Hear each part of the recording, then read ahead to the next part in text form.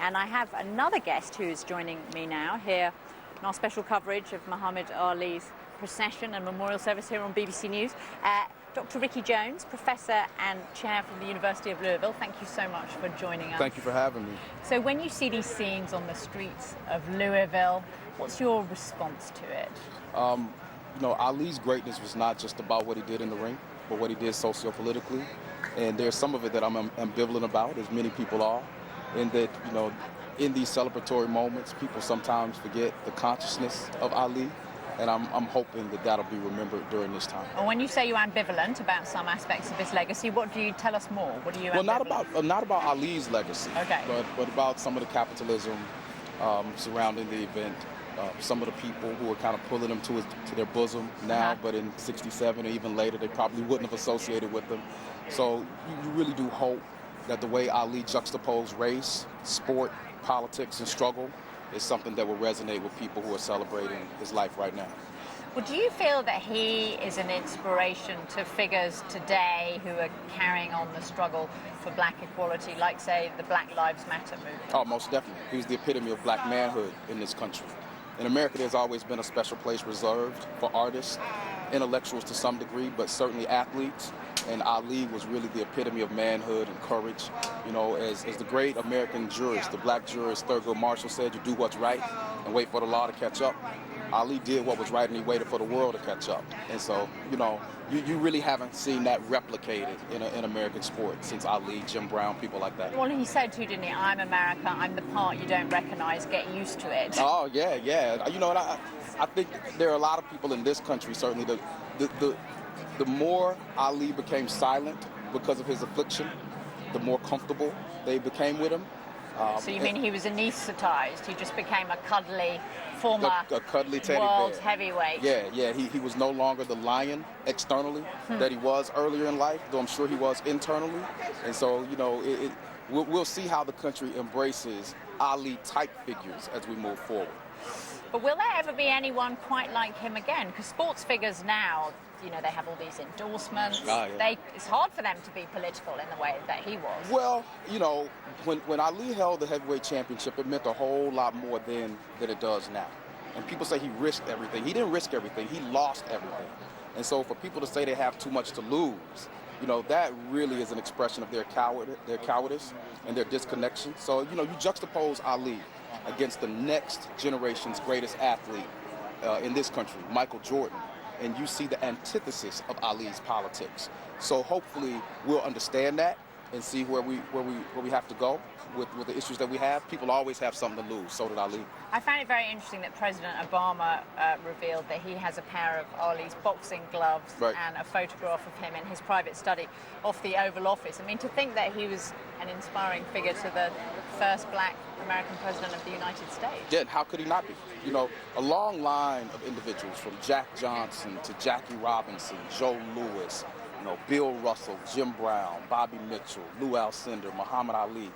These are different types of athletes, different types of men. And Ali really was at the pinnacle of that representation. So how could he not inspire Obama? Both of them were first.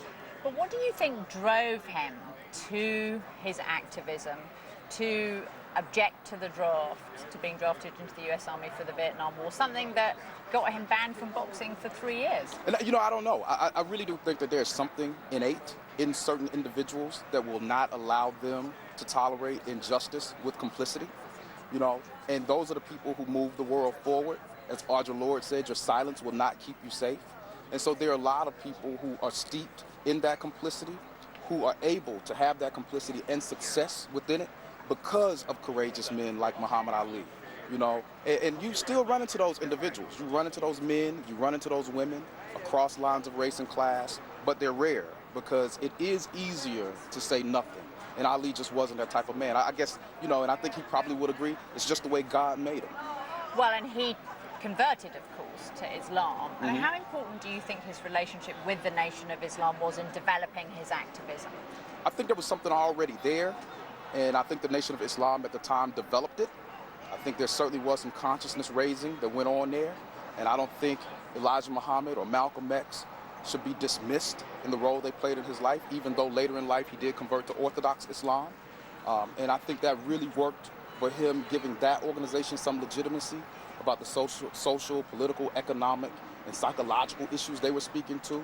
And Ali was a perfect representation, just as he was for any movement that he became a part of. Very, very important. Well, you're watching BBC News, where we can see the crowds out there on the streets of Louisville, people coming to pay tribute to Muhammad Ali, throwing flowers on the car that's containing his casket. I've been very struck, actually, by the number of African Americans who've come out to pay tribute to him, and the number of people who've said, you know, this put Louisville on the map as more than just somewhere where we have the Kentucky Derby. That this is his legacy now, that people know what he stands for here in Louisville. Yeah, I mean, it's so important because you look at the state of Kentucky, a state that has a very confusing history, a confused present, and possibly, you know, a future that's in doubt.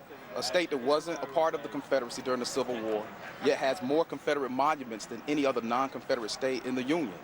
And Louisville, being the gem of Kentucky, certainly much more progressive than the state.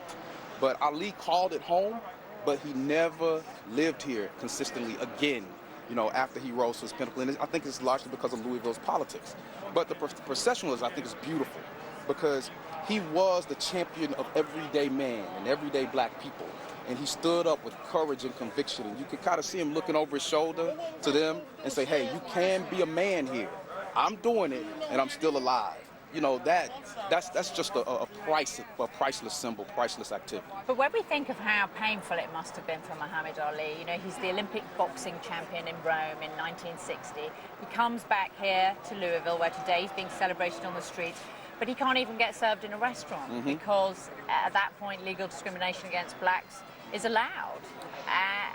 Just what a formative experience that must have been for him. That he was hailed as a champion and discriminated against in the same week. It's a formative experience for us all, and Ali is representative of that. Even now in 2016, you know, I'm from Atlanta, and taking a trip with my daughter, my 8-year-old daughter, last year for Thanksgiving to home. And, you know, I had to show her as we drove through Tennessee Confederate flags and say to her, look, if you ever see anybody wearing that flag, if you ever see anybody flying that flag at their home, don't go there. They don't like you. You know, so we're moving along a continuum. We're certainly farther along than we were in the 60s, but we're not where we need to be. And so I think Ali's memory tells us that we have a whole lot of work to still do in this country, and we can't lose that. Professor Ricky Jones, just a final question there, but as you look at these scenes and you think of Muhammad Ali and his legacy, what's the defining image of him that you carry with you? Define that draft and standing up saying, you know, I will not be sent away to kill people to look like me who've done nothing to me. You know, that type of courage, I think that is defining. And seeing him lose everything and then come back from that. I mean, Ali was a phoenix, you know, an incredible example. While it can't necessarily be replicated, we can emulate it and try to live our lives, you know, with some modicum of Ali-like behavior. Professor Ricky Jones from the University of Louisville, thank you so much for joining us with your analysis of what he means, what he meant, and what he means now, and his legacy for the future too. Most definitely. Thank you, and welcome to America. Thank you very much for joining us. Appreciate that very much. That was Professor Ricky Jones there. So you're watching BBC News. We're here as Muhammad Ali is making his final journey. His casket is processing through the streets of Louisville, past his childhood home, through the streets where he boxed, the streets where he lost his bicycle. It was losing his bicycle that made him a boxer, because he complained to the policeman and said, I want to whoop the man that took it, and the policeman was a boxing coach, and from there history was made. But